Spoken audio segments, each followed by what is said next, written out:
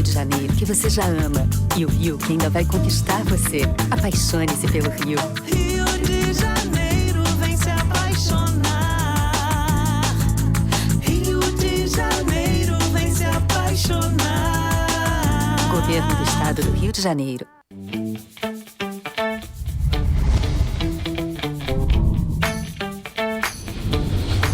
TVC, a TV do Correio da Manhã. Direto dos estúdios da TV Correio da Manhã em Petrópolis, começa agora o Correio Petropolitano Debate desta segunda-feira, dia 13 de fevereiro. Hoje daremos destaque às mudanças climáticas em Petrópolis. 52 ônibus da cidade circulam com o licenciamento atrasado. A informação foi confirmada pela Comissão de Transportes da Câmara Municipal após fiscalizações nos dias 6 e 7 de fevereiro. O Tribunal de Contas do Estado apontou que 126 funcionários públicos receberam o aluguel social de forma indevida, alguns com salários de até R$14 mil. E nesta segunda-feira, a Caixa Econômica Federal começa a pagar o Bolsa Família para os beneficiários, com número de inscrição social, o NIS de final 1.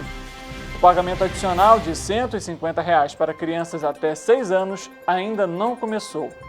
E as inscrições para o SISU começam na próxima quinta-feira. Os candidatos têm até o dia 24 de fevereiro para se inscreverem. E o Banco do Brasil disponibilizou o pagamento de tributos por criptomoedas. Notícia e informação com análise nas mudanças climáticas e nos impactos que elas causam nas nossas vidas. Eu sou Richard Stolzenburg e esse é o Correio Petropolitano Debate.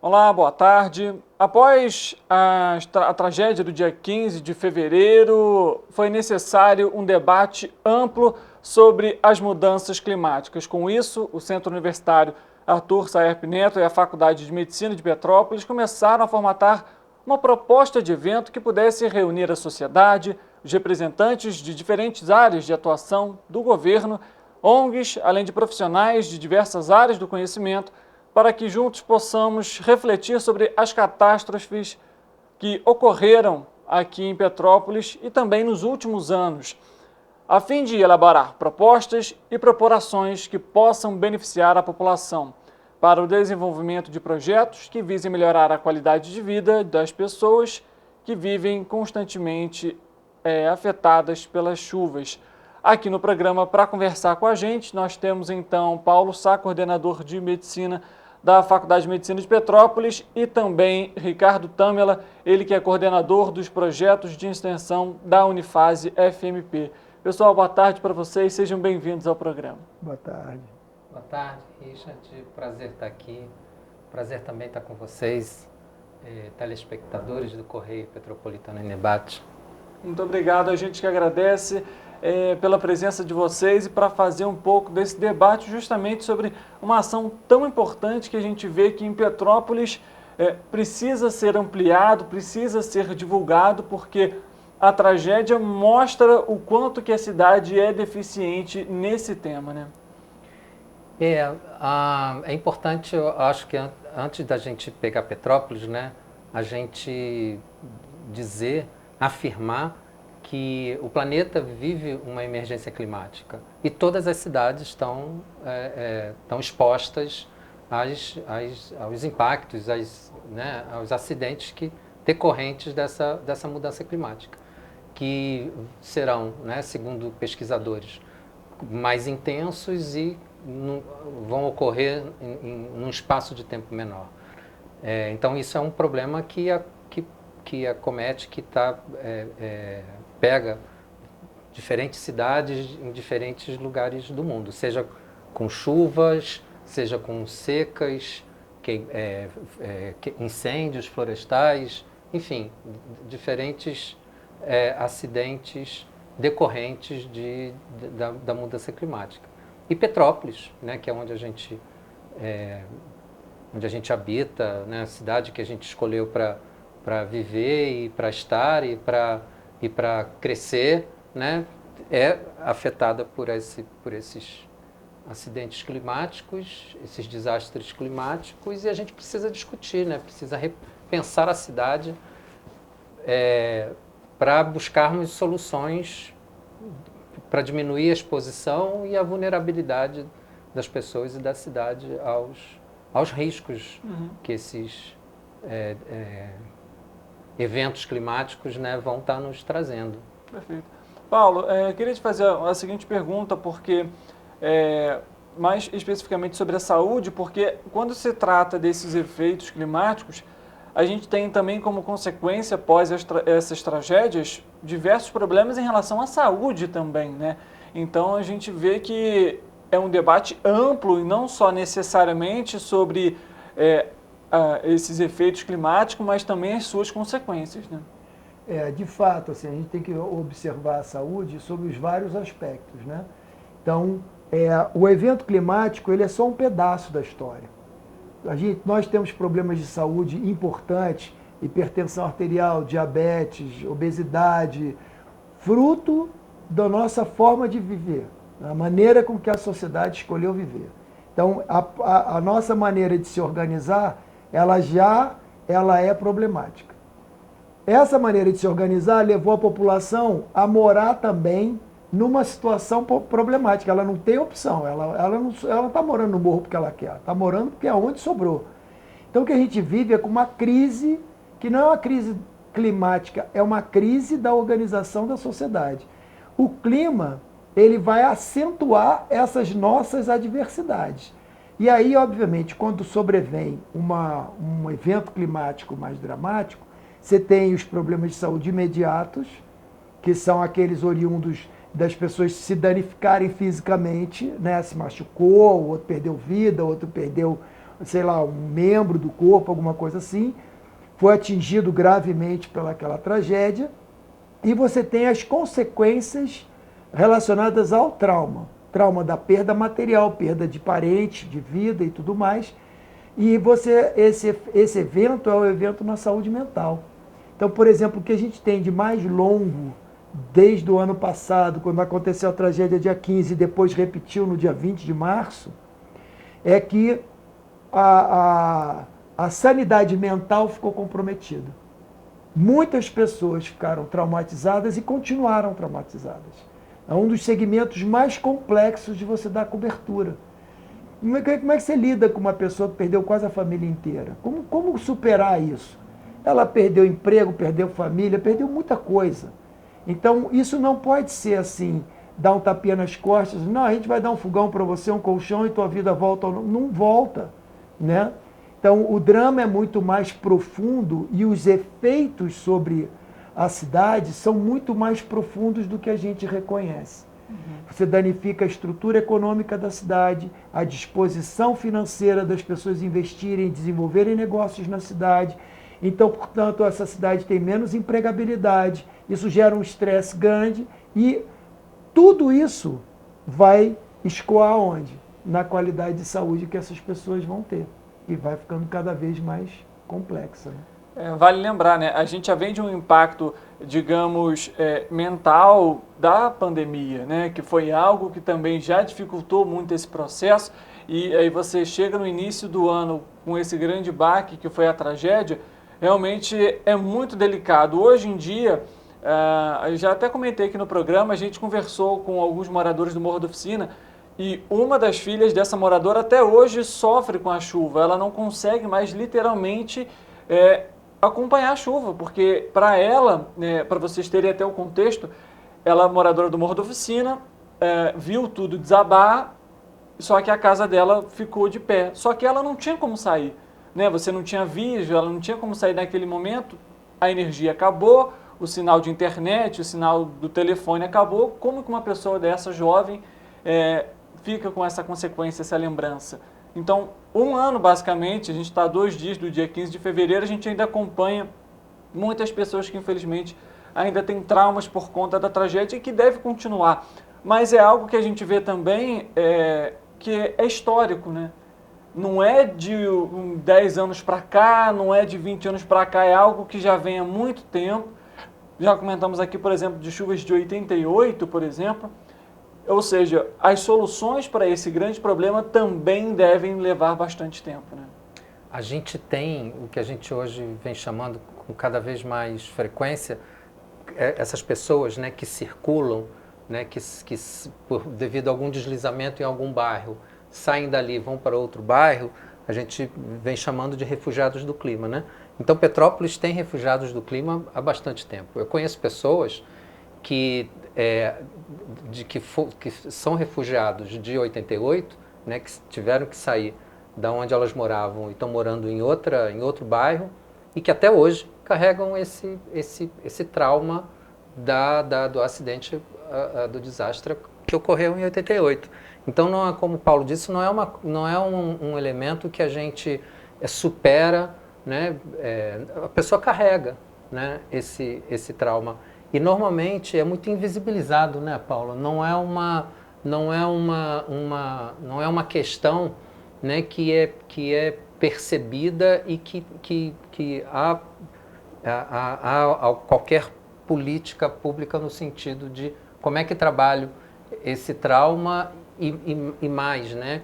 Como é que essa memória ela pode servir para que a gente faça virada, né? Para que a gente comece a mudar as nossas atitudes individuais, coletivas, as organizações, para que a gente vá diminuindo, né, a exposição e a vulnerabilidade a essas questões e vai cuidando dessas pessoas que já foram impactadas nas suas vidas, nos seus cotidianos, por essas questões relacionadas a esse modelo, né, de desenvolvimento que a gente tem e que é desumano, né? É desumano e vai ficar cada vez mais agravado por essas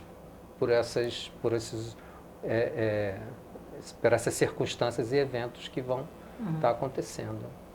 Paulo, falta então até, pegando uma pergunta bem direta no gancho que o Ricardo comentou, falta política pública então justamente para esse tratamento hoje, ou mais acesso talvez tenha política pública, mas não tenha acesso, ou não tenha conhecimento, ou não tenha profissional, é algo que precisa ser ampliado? Essa é uma questão, assim, na verdade, a política pública ela tem, mas ela é insuficiente para atender a demanda da população. Já não é suficiente para atender a demanda da população sem desastre, né? Com tragédia, supera, você não consegue ter um nível de organização e de dispositivos administrativos que deem atenção à população no volume suficiente que a população precisa. Então há, com certeza, um déficit, e esse déficit existe há anos. Isso não pode ser atribuído a um único governante. Isso é um déficit na política pública. Por quê? Porque, na verdade, enfrentar isso não é uma coisa simples. Se a gente entende que a maioria das cidades estão organizadas dessa maneira, você vai ter cidades que vão inundar porque elas estão construídas em zona de baixada. Baixada Fluminense no Rio de Janeiro inunda toda. Esses dias que choveu, inundou tudo. São Gonçalo, inundou tudo. Mas o que a gente grava, como o Ricardo falou, é a perda material. Olha, o sofá está boiando, a pessoa perdeu o armário, alguns perderam a casa, etc. Mas aquele trauma invisível, que é aquele que a criança que está na escola, e você ouve das professoras o relato disso, quando começa a chover e dá uma trovoada, as crianças começam a chorar em sala de aula. Essas crianças, elas vêm de processos traumáticos, históricos, da própria família, o que elas acabaram de enfrentar, e aquilo não tem uma consequência, uma solução para aquilo. Ela não só não tem uma atenção para aquilo, como também ela não tem uma solução. O que a cidade tem que escolher, acho que o momento agora, o fundamento da jornada da virada é isso. A cidade tem que escolher aonde ela vai centrar seus esforços para criar resiliência, para criar possibilidade de superação daquilo que vai ocorrer. A cidade vai mudar de lugar? Não. Ela não devia ter sido construída na beira de rio, nem entre rio e morro. E ela é uma cidade planejada, foi planejada errado. Mas você vai mudar a cidade? Não vai mudar. Então, o que você tem? Você tem que construir vias de fuga, rotas de fuga, quando ocorrerem, vai ter uma incidência de chuva no Quitandi enorme. A escola já sabe o que fazer, os moradores são avisados com sirene, todos se deslocam das casas que já estão mapeadas de risco e aguardam aquele evento acontecer. Minimamente, você vai poupar as vidas. O material que é material, talvez você não poupe, porque vai descer numa avalanche, mas as vidas você vai poupar. Então, você tem que tratar que nem no Japão. Você chega lá na cidade no Japão que tem terremoto. Você chegou no aeroporto, tem um manual de como se comportar diante do terremoto, para onde ir, o que fazer, etc. Petrópolis, que já tem um histórico desde a enxurrada de 66, foi uma tragédia aqui em Petrópolis. Se for botar por ano, você vai perder a conta. Tem aquelas que marcaram mais, 88, 2011, essas que marcaram muito. Mas tem muitos eventos na cidade. Então, na verdade, se você puder tratar a população, as crianças, as mães, as avós que orientam seus filhos para onde ir, para onde não ir, diante de situações de chuva, a gente vai reduzir bastante o tamanho do dano. A gente não vai conseguir impedir que a chuva caia, a gente não vai mudar a cidade de lugar. Portanto, a gente tem que estruturar essa cidade para que a população saiba o que fazer diante da ameaça. Acho que isso talvez seja uma das coisas mais importantes para essa cidade. Ou seja, ter a consciência de que vive numa cidade em que tragédias acontecem. Exatamente. Esse é um ponto fundamental. E a gente já comentou até aqui também sobre isso, com a criação dos núcleos comunitários de defesa civil. Os treinamentos, as capacitações são fundamentais, principalmente nos locais de risco. Mas aí eu pergunto o seguinte, não só nos locais de risco, mas até mesmo para que isso faça o cotidiano da cidade, porque se eu tenho um turista na cidade, ele não sabe os locais, as rotas de fuga que ele precisa pegar. E realizar um evento como esse para abordar, lógico, os efeitos climáticos, mas as consequências trazem esse impacto também não só para o morador. Mas eu pergunto o seguinte, como trazer a atenção do petropolitano e essa conscientização da população para esse tipo de evento, que tem uma magnitude enorme, principalmente depois da tragédia e agora, que vai se iniciar no dia 15 de fevereiro, exatamente um ano depois de tudo que aconteceu. Como o próprio nome já sugere, né, é uma jornada. É uma jornada da virada. A gente não espera que isso aconteça num curto espaço de tempo, né? Eu acho, aí é uma opinião muito pessoal, que uma virada, ela é geracional. Eu preciso trabalhar na educação, eu preciso trabalhar na mudança de cultura para que essa virada aconteça. Não dá para a gente só esperar medidas do poder público, medidas de políticas públicas. Cada indivíduo, cada cidadã, cada cidadão tem um papel importantíssimo nessa virada. Para começar tratando dos seus próprios resíduos.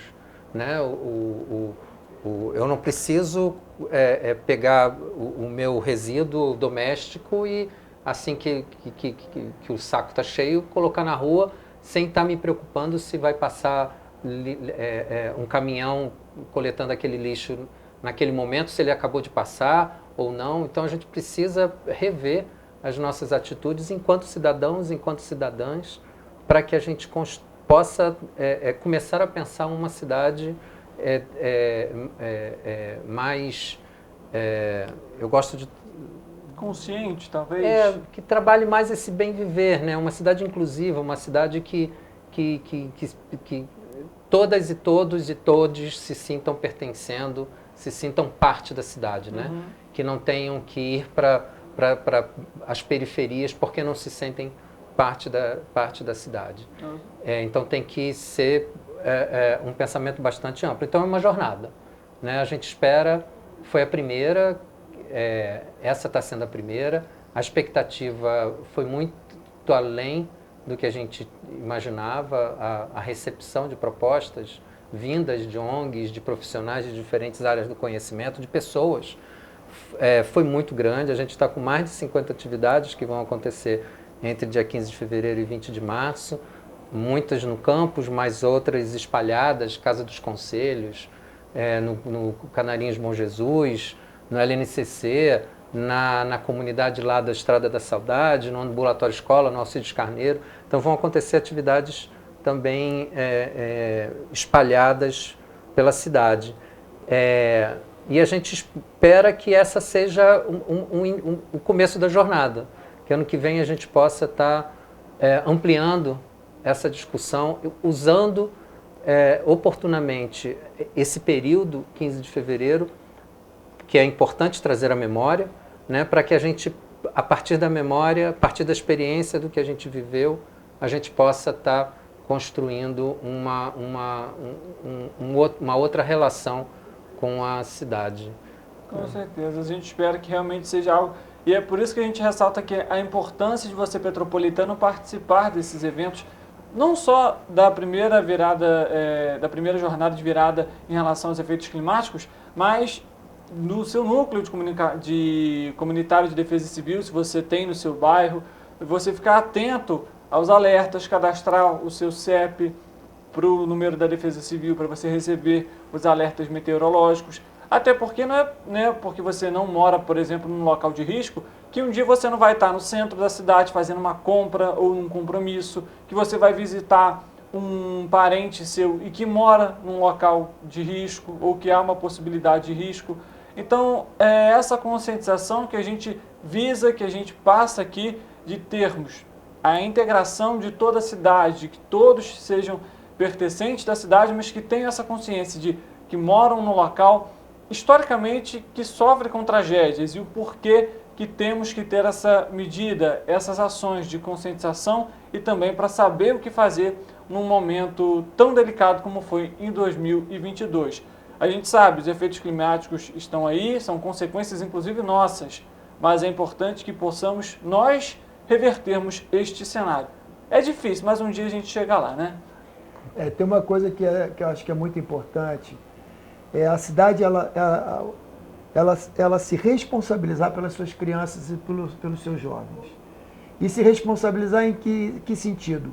Envolver as crianças, envolver os jovens, para que, imagina se você está ali circulando na Praça Dom Pedro e uma criança vem com um folder e pergunta, você sabe como você pode cuidar de mim numa situação de ameaça, de enxurrada? Se eu estou com o meu uniforme da escola e começa a encher, você saberia me orientar para onde eu devo ir?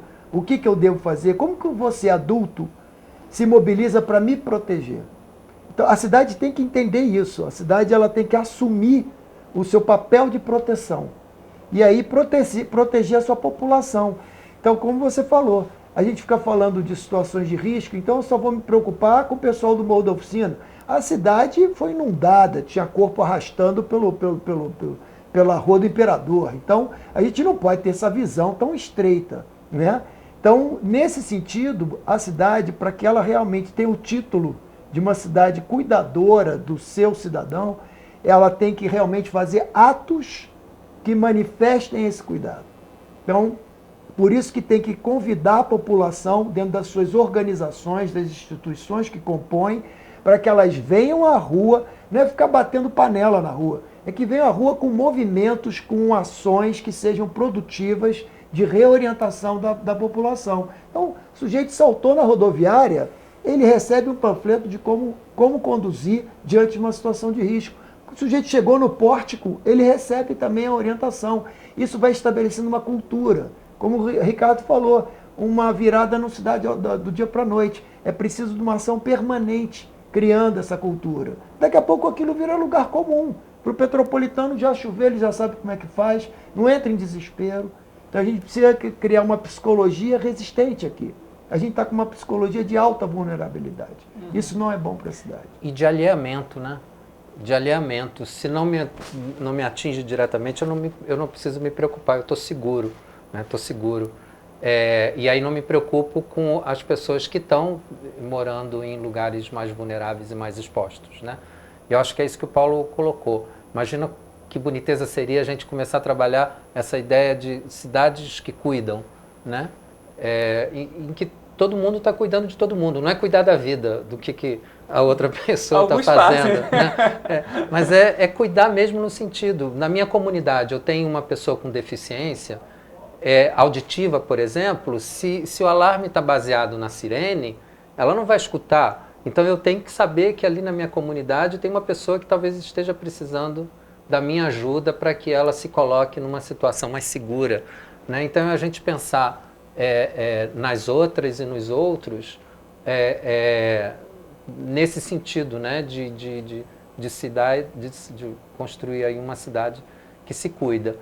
O poder público é importantíssimo, mas a sociedade e as pessoas são também fundamentais nesse processo. Até outras organizações, quando você pega, por exemplo, o comércio de Petrópolis, quantos mil, se não milhões de reais foram perdidos em materiais, em produtos que chegaram, às vezes até pouco. A gente conversou com alguns que receberam mercadorias um dia antes da tragédia, que perderam tudo, ou seja, as organizações também participarem, né? As instituições de ensino participarem, que tem os seus técnicos, os especialistas, que podem dar um cenário mais técnico de como fazer, por exemplo, de como mapear uma rota de fuga.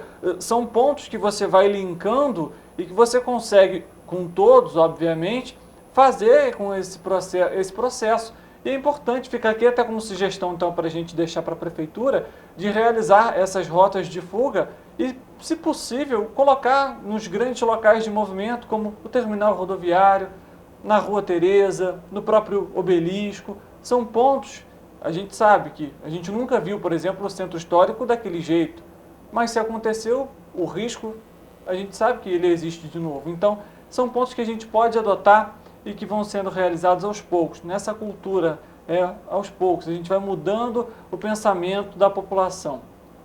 A gente está chegando ao fim da nossa entrevista, pessoal. Primeira coisa que eu queria era agradecer a presença de vocês para trazer um pouco dessa amplitude sobre essas ações e talvez algum outro ponto importante que vocês queiram comentar, que a gente talvez não tenha abordado. Nossa, são tantos pontos que fica difícil. Eu só queria, assim, convidar a todas, a todos e a todos para participar das atividades. São mais de 50 atividades.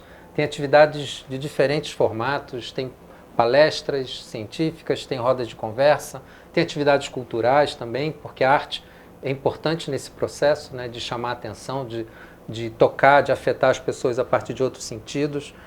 A programação está no nosso site, a gente está enviando para os meios de comunicação e a gente já nos comprometemos aqui a enviar para você, Richard, semanalmente as atividades que vão acontecer na semana seguinte, para que vocês possam ajudar na divulgação, porque são muitas, é uma jornada grande, até 20 de março, é muito tempo, né? Então não dá para a gente divulgar a agenda de uma vez, a gente vai estar disponível ela toda no site, mas a gente vai também lembrando, né, a cada semana as atividades que estão programadas, e vai ser um prazer receber todas, receber todos e fazer essa conversa para buscar soluções. A gente não sabe o que fazer, né? A gente não tem essa pretensão, mas a gente quer discutir, a gente quer conversar para juntas e juntos aí a gente buscar nossos caminhos, né? Como é que a gente faz uma Petrópolis com mais envolvimento, não necessariamente com mais desenvolvimento das pessoas que moram e que passam, né? Porque não são só moradoras e moradores, tem também as pessoas que chegam e partem. A gente é mais idealista, né? Quer dizer, o nosso sonho é que quem está ouvindo isso não ouça isso e acha que só tem como participar indo no evento da jornada. O que a gente está querendo é inaugurar um movimento na cidade, onde, se você achou boa ideia e você se reúne com seus amigos, suas amigas, não sei aonde, vai lá e se reúne e conversa sobre o tema, o que vocês poderiam fazer, como vocês poderiam acionar a vizinhança, a associação de moradores, seja lá o que for. Vai bater um papo em casa, né? Vai fazer um churrasco, vai conversar sobre o assunto. O que a gente quer despertar é que isso não pode cair no esquecimento, mas não ser um velório, onde todo ano a gente, meu Deus, a gente reza e pede a Deus, tomara que não aconteça de novo. Eu acho que esse jogo está perdido. Não pode ser dessa maneira. Ele tem que ser na base da reflexão e da ação. né? Então, nesse sentido, é que a gente está apostando que isso seja um deflagrador de movimentos na cidade, de quem quiser, para poder enfrentar essa situação e aí sim cobrar daqueles que estão no poder para que tomem atitudes e desenvolvam ações de maior escala, né, para beneficiar e para ganhar no futuro o título de cidade cuidadora dos seus cidadãos. Né? Tá certo. Só para a gente poder finalizar, dia 15 começa que horas o evento? Dia 15 a abertura é às 14 horas com o professor Carlos Nobre, que é um climatologista, um pesquisador importante, referência internacional nas questões climáticas, o professor Marcelo Celucci, que é o diretor da sala de operações do CEMADEM. Então a gente aguarda todas, todos e todos que quiserem estar com a gente, ou, né, não precisa estar, né, pode estar conversando com os vizinhos em casa, já é uma grande... a gente já começa. Se quiser ir também, é melhor aí. Né? Muito bem convidado. Estaremos lá, recebendo. Pessoal, obrigado pela presença de vocês mais uma vez, pelos esclarecimentos, que a gente possa realmente levar essa pauta cada vez mais adiante e a gente tem esses reflexos, mesmo que a longo prazo. Richard, a gente que agradece e nos colocamos à disposição para outros momentos que vocês acham importantes. Perfeito. A gente está aí junto com vocês. Muito obrigado. Parabéns pelo programa. Muito obrigado. Gratidão. Para você que está nos acompanhando, o programa não terminou não, viu? A gente faz um rápido intervalo, volta daqui a pouco, tem mais assuntos para falar, como por exemplo, o SISU, que abre as inscrições na próxima quinta-feira, viu? Os candidatos têm até o dia 24 de fevereiro. Não pode dar mole no prazo, tem que ficar atento, até porque as vagas são muito concorridas. O intervalo é rapidinho, 2 minutos e a gente volta já.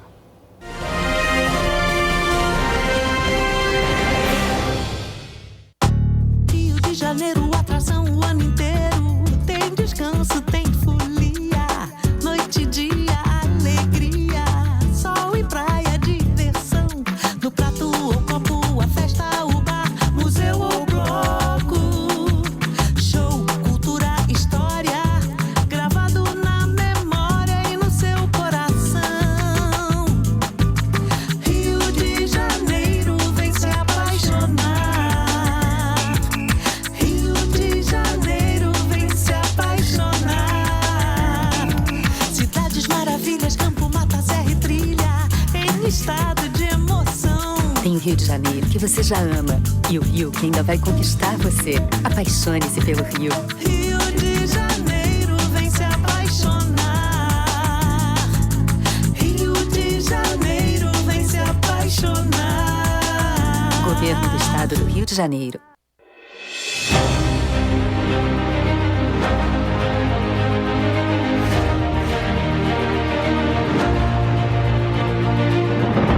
Não é jornalismo de direita, é jornalismo direito. Correio Petropolitano. Tudo que seu jornal não deveria ter deixado de ser. Todos os dias, em uma banca perto de você.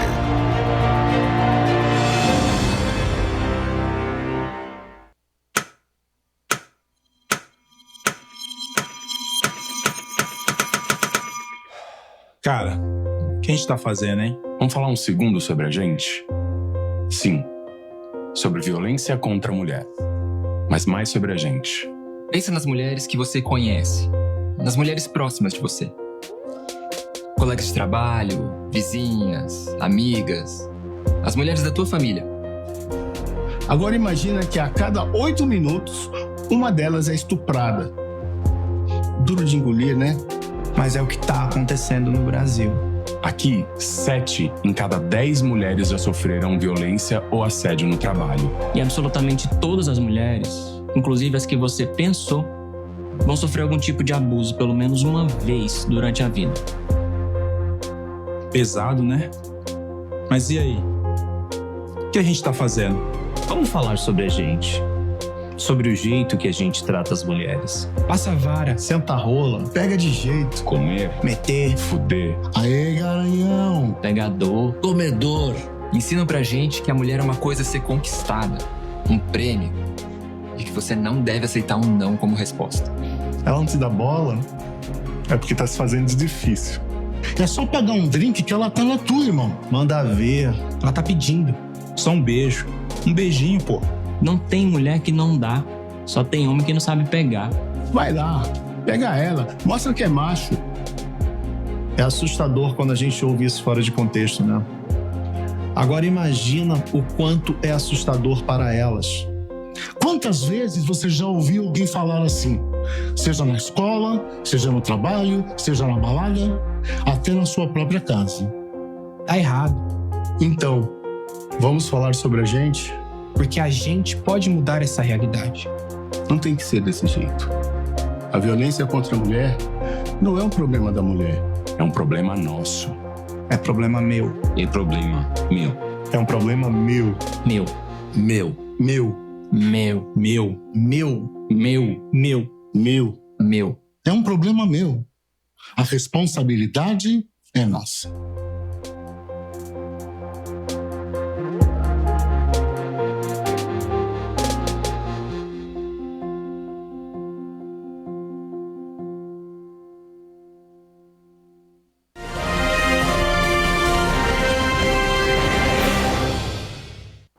Correio Petropolitano Debate de volta, muito bom ter a sua presença, a sua audiência aqui com a gente.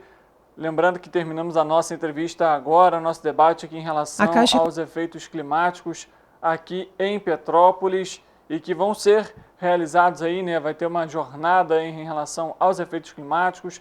Na verdade, tudo que aborda, né, o aquecimento global, as tragédias, enfim, a partir do próximo dia 15 de fevereiro. Lembrando, estamos ao vivo nas nossas plataformas, no nosso Facebook, no nosso YouTube e também em nosso site. Por lá você confere a nossa programação, consegue rever aquele programa também predileto que você perdeu, ou aquele jornal que você não conseguiu assistir.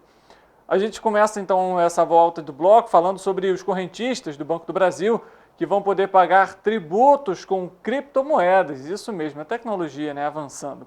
Em fase de testes, o serviço está disponível apenas para quem tem criptoativos custeados na Bfight Startup. É uma empresa inovadora especializada em blockchain. São tipos de banco que são criptografados. Com investimento de fundos do Programa de Corporate Venture Capital do Banco do Brasil, o programa investe em recursos em empresas iniciantes. A empresa vai passar a atuar como parceira do banco. A startup ainda vai oferecer serviços que permitem aos parceiros oferecer o pagamento de guias de tributos, taxas e obrigações por meio de convênios firmados pelo Banco do Brasil com a União, governos locais e concessionários de serviços públicos. A opção vai funcionar de modo semelhante ao pagamento de um boleto, com um código de barras. Basta o cliente escolher as criptomoedas com as quais deseja pagar o imposto, capturar o código de barras ou digitar a sequência de números. Todas as informações do tributo vão aparecer para serem validadas previamente à confirmação do pagamento. Para a gente ver, né, tecnologia e criptomoedas se tornando aí realidade para o povo brasileiro de modo geral e agora tendo então aí como forma também de pagamento. Já que a gente falou sobre pagamento, a Caixa Econômica Federal paga hoje o Bolsa Família para os beneficiários com número de inscrição social, o NIS de final 1. No entanto, o valor médio recebido vai ser um pouquinho maior. Nesse mês é de R$ 614,20. A Caixa Econômica Federal começa a pagar nesta segunda-feira, dia 13, a parcela de fevereiro do Bolsa Família. O pagamento adicional de R$ 150 para famílias com crianças de até 6 anos ainda não começou. A previsão do Ministério do Desenvolvimento e Assistência Social, Família e Combate à Fome é que o valor extra só começará a ser pago em março, após o governo fazer um pente fino no Cadastro Único para Programas Sociais do Governo Federal, o CadÚnico, para eliminar fraudes. Ainda este mês, a pasta deve apresentar a proposta de um novo Bolsa Família, que terá o foco na integração com o Sistema Único da Assistência Social e na atualização do CadÚnico. Em janeiro, o governo pagou o benefício para 21,9 milhões de famílias. Neste mês, também haverá o pagamento do Auxílio Gás, que beneficia famílias cadastradas no CadÚnico. Como o benefício só é pago a cada 2 meses, o próximo pagamento acontece em abril. Só pode receber o Auxílio Gás quem está incluído no CadÚnico ou famílias com pelo menos um membro que more na mesma casa e receba o benefício de prestação continuada, o BPC. A lei que criou o programa definiu que a mulher responsável pela família terá preferência de receber o benefício, assim como mulheres vítimas de violência doméstica. O valor do auxílio gás equivale a 100% do custo médio de botijão de 13 quilos. Então o cronograma a gente vai trazendo sempre para você aqui a nossa prestação de serviço, nosso compromisso em trazer as datas dos pagamentos, oportunidades de emprego, cursos, vagas de estágio, enfim, são uma das dos nossos compromissos com você. Já que a gente tem esse compromisso, começa na próxima quinta-feira as inscrições para o Sistema de Seleção Unificada, o SISU, que seleciona estudantes para vagas nas instituições públicas de ensino superior. Para se inscrever, os estudantes interessados devem acessar o portal do Acesso Único do Ministério da Educação até o dia 24 de fevereiro. O site disponibiliza informações sobre os processos seletivos para o ensino superior, como o programa Universidade para Todos, o ProUni, que oferece bolsas de estudos em faculdades privadas, e o Fundo de Financiamento Estudantil FIES, com financiamento especial para cursos superiores. Todos os processos seletivos têm por base as notas obtidas no Exame Nacional do Ensino Médio, o Enem. Segundo o Ministério da Educação, os resultados são utilizados, então, para tirar a média em relação às vagas. Vale lembrar que elas variam conforme o curso e também a instituição de ensino, ou seja, elas funcionam como critério único ou complementar dos processos seletivos, além de servirem também para parâmetros para os acessos aos auxílios governamentais, como o próprio FIES. E a gente sabe que, além do SISU, tem o FIES, tem o ProUni, que as inscrições começam logo também. Então não deixe de participar para você ingressar no ensino superior, quem sabe iniciar sua faculdade, aquele tão sonhado objetivo que nós todos temos, né? E a gente volta a falar agora sobre a nossa cidade, sobre a região, aqui a região serrana, especificamente sobre Petrópolis, porque, veja só, há 2 dias de fazer um ano, 2 dias, o Tribunal de Contas do Estado, o TCE, realizou uma auditoria na lista dos beneficiários do aluguel social em Petrópolis e levantou que 126 funcionários públicos recebem indevidamente o benefício. Há 2 dias da maior tragédia socioambiental na cidade, ainda acompanhamos esse cenário, infelizmente. O Tribunal de Contas do Estado realizou uma auditoria na lista de beneficiários do aluguel social em Petrópolis e levantou que 126 funcionários públicos receberam indevidamente o benefício. Os cadastros irregulares foram feitos após a tragédia do dia 15 de fevereiro de 2022 para as famílias que foram diretamente atingidas pelas chuvas. De acordo com o relatório do TCE, datado de dezembro de 2022, os servidores públicos que conseguiram o benefício indevidamente já recebem salários de até R$14 mil, ou seja, acima do teto de 3 salários mínimos considerados pelo Estado e também acima dos 5 salários mínimos considerados pela Prefeitura. Os 2 governos estão em um impasse quanto à definição desta regra básica do programa social. Já o TCE considera as regras do programa, ou seja, que para receber o benefício, a renda familiar total do beneficiário não pode ultrapassar 3 salários mínimos no valor de R$ 3.900. O relatório aponta ainda que a maioria desses servidores são do governo municipal, sendo 106 no total.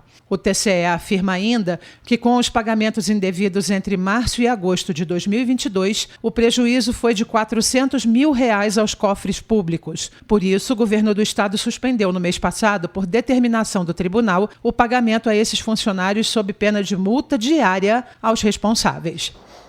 Olha essa situação, meu Deus, que dificuldade. R$400 mil em prejuízos, pessoas com R$14 mil ali por mês recebendo de salário, recebendo algo que muitos não conseguiram, que até hoje, na verdade, ainda estão na procura. Muito delicado esse tema. O aluguel social, cada beneficiário recebe mensalmente R$1.000, sendo R$800 pagos pelo Estado e o restante, ou seja, R$200 pela Prefeitura de Petrópolis. Por isso, foi solicitado, então, à Prefeitura de Petrópolis que justificasse os pagamentos aos diversos servidores públicos que receberam remuneração acima de 3 salários mínimos, além dos pagamentos aos diversos beneficiários que apresentam inconsistências entre os registros disponibilizados no programa. também foi solicitado que o governo municipal justificasse a ausência de controle efetivo na gestão do programa. De acordo com a Prefeitura, destes 126 servidores públicos, 106 recebem até 5 salários mínimos e têm direito ao benefício. Em abril, por decisão judicial da 4ª Vara Civil de Petrópolis, foi criada a Câmara Técnica Tripartite, formada por Prefeitura, Governo do Estado e Sociedade Civil, com o acompanhamento do Ministério Público para deliberar sobre o pagamento do aluguel social. Ainda de acordo com a Prefeitura, o teto de 5 salários mínimos e não de 3 estava acordado desde abril na Câmara Tripartite. Porém, o relatório do TCE aponta que parte desses servidores recebe, inclusive, valores acima de 5 salários mínimos. A Secretaria de Assistência Social de Petrópolis afirmou que já entrou com recurso junto ao TCE para esclarecer a situação dos 106 beneficiários com renda familiar de até 5 salários mínimos. Enquanto o recurso não é analisado, a Secretaria suspendeu o pagamento de todos os 126 nomes apontados pelo tribunal. E agora, olha que situação, né? R$400 mil de prejuízo. Aí o TCE faz uma investigação e a Prefeitura fala que os 106 beneficiários recebem até 5 salários mínimos. Por que então o TCE apontou que recebem mais de 14 mil? Eu pergunto, por quê? É o que? A implicância do Tribunal de Contas do Estado, com o governo do Estado, com a Prefeitura? Eu acredito que não seja.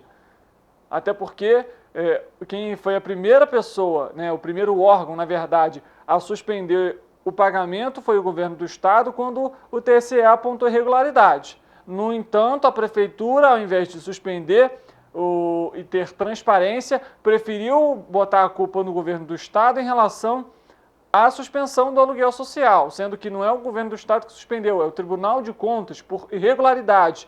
De 126, 106 são da Prefeitura.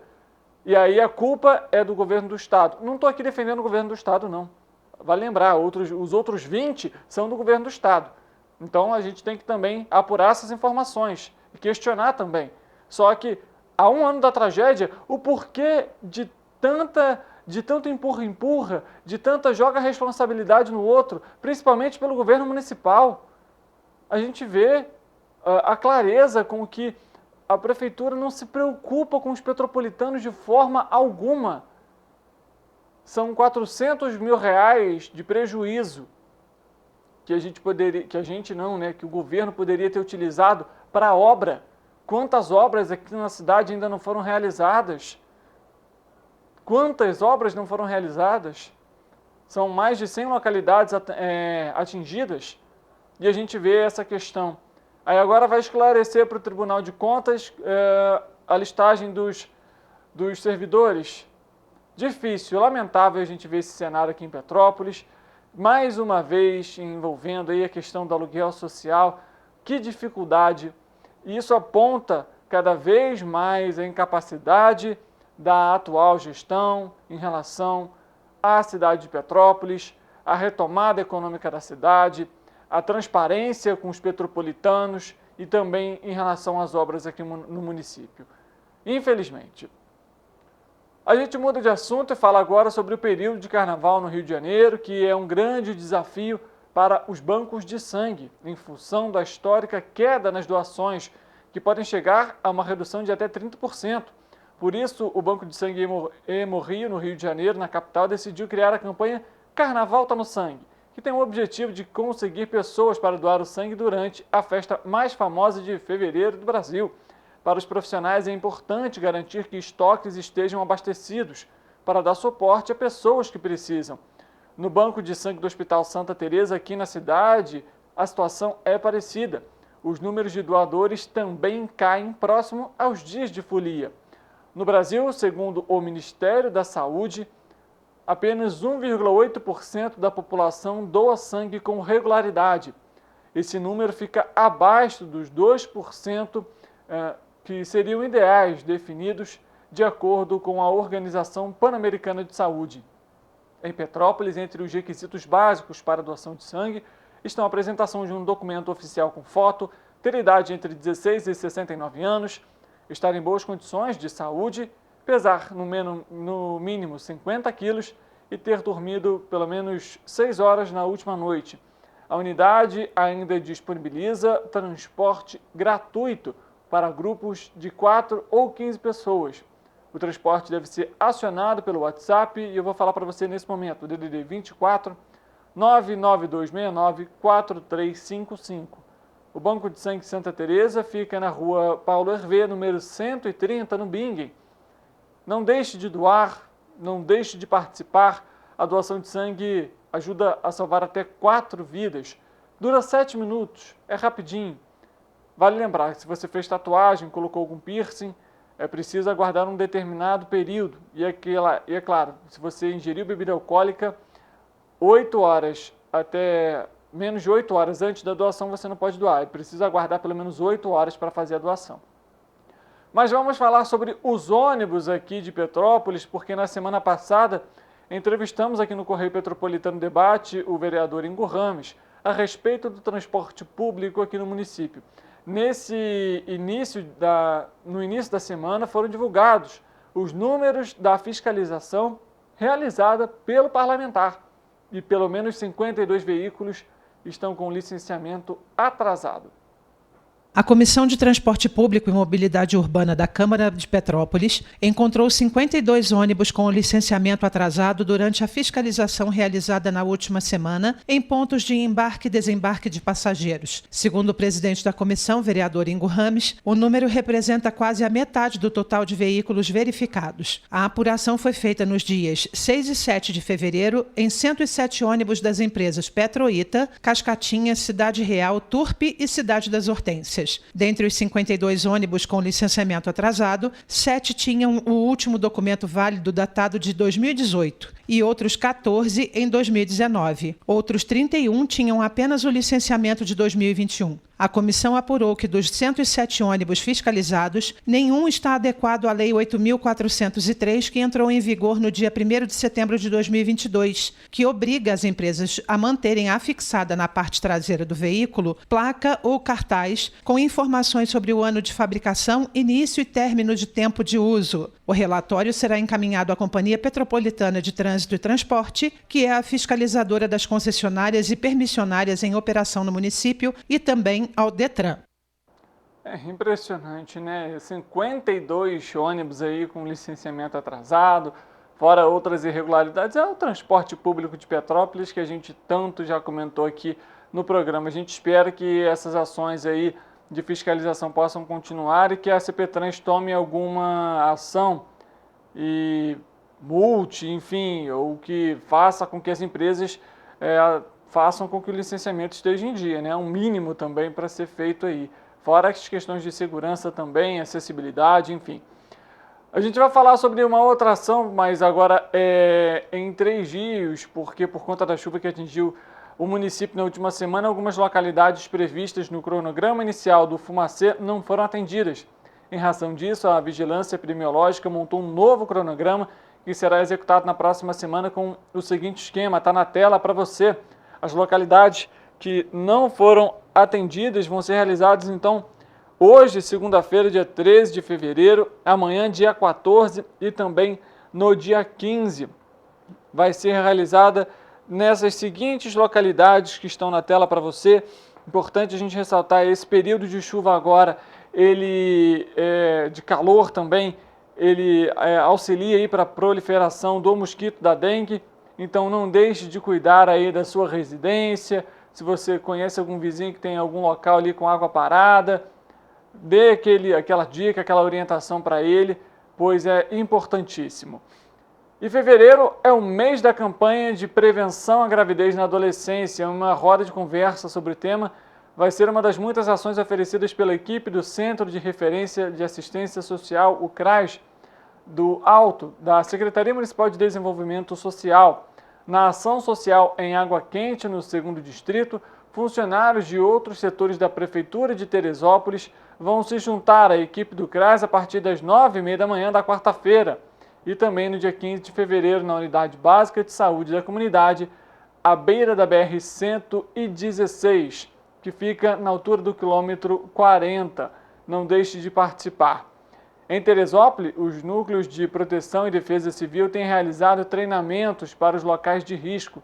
O coordenador da Defesa Civil de Teresópolis fala a respeito da ação que está sendo realizada lá na localidade. Estamos no bairro do Caleme, dando início aos trabalhos de treinamento dos núcleos de proteção e defesa civil. Esse trabalho é realizado todos os anos, onde a Defesa Civil busca preparar os núcleos locais para atuar nas adversidades. É muito importante que os integrantes dos núcleos de proteção e defesa civil fiquem atentos às datas desses treinamentos que nós vamos estar realizando em todas as comunidades, em todos os núcleos.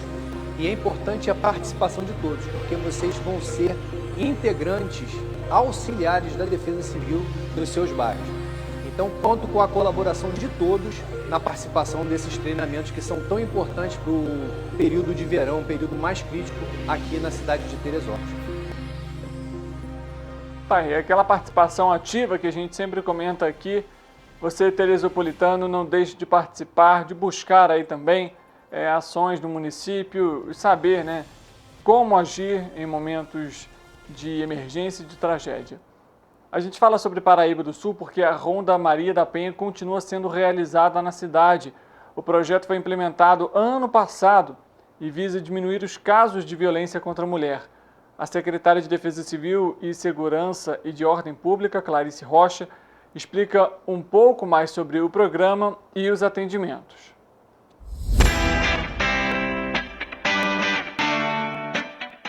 A Guarda Civil Municipal tem combatido a violência doméstica familiar através da Ronda Maria da Penha. Instaurada no município de Paraíba do Sul no ano de 2022, nós estamos combatendo a violência doméstica familiar contra as mulheres do nosso município e aquelas que se identificam como mulheres também. As denúncias são recebidas através do nosso telefone WhatsApp da Ronda Maria da Penha ou através do nosso 153. São denúncias onde as mulheres identificam quais são os seus problemas e nós fazemos o atendimento. Em certas vezes cabe uma orientação, em outras cabe o registro em delegacia policial. Os agentes trabalham 24 horas em duplas, tendo uma mulher e um homem, para o atendimento adequado às vítimas de violência doméstica familiar. As denúncias podem ser recebidas através do 153, pelo número de WhatsApp, ou então quando as vítimas procuram nossa equipe na nossa base, na Praça Herbert de Souza, número 1, no centro de Paraíba do Sul. Após o atendimento feito e o problema identificado, nós normalmente procedemos até a delegacia policial, onde é feito o registro adequado para o problema daquela mulher. Em seguida, nós encaminhamos a vítima para o CREAS. É uma parceria de sucesso que tem dado certo e tem colhido bons frutos, onde a população é a maior beneficiada. Não seja conivente com a violência e a dor de outras mulheres. Por favor, denuncie. Então você aí que está participando aqui, acompanhando o nosso programa, não deixe de participar dessa ação da Secretaria lá em Paraíba do Sul. Fique atento aí também a indícios de violência doméstica. Você pode realizar a denúncia, ela é feita de maneira anônima. É aquilo, quando a gente fala que existe violência contra a mulher, em briga de marido e mulher, a gente mete a colher, sim. É importante sempre apoiarmos essas ações de combate à violência contra a mulher. Para a gente finalizar o programa de hoje, a gente ressalta que hoje é o Dia Mundial do Rádio. Esse veículo maravilhoso que eu tanto gosto. Gostaria de deixar aqui homenagem para todos os radialistas que fazem com que esse veículo continue nos acompanhando, seja no carro, seja em casa, na hora do almoço, seja ali, às vezes, aguardando o ônibus, enfim. É sempre uma companhia muito boa ter um rádio ali do lado para escutar o noticiário, para escutar aquela música que a gente tanto gosta. Fica aqui então o parabéns a todos os radialistas e também ao rádio, que hoje está aí mais uma vez sendo comemorado, né, o Dia Mundial do Rádio. E assim a gente termina o programa de hoje. Amanhã, 13h, nosso encontro marcado, ao vivo. E é claro, eu espero você. Amanhã a gente se vê. Até lá.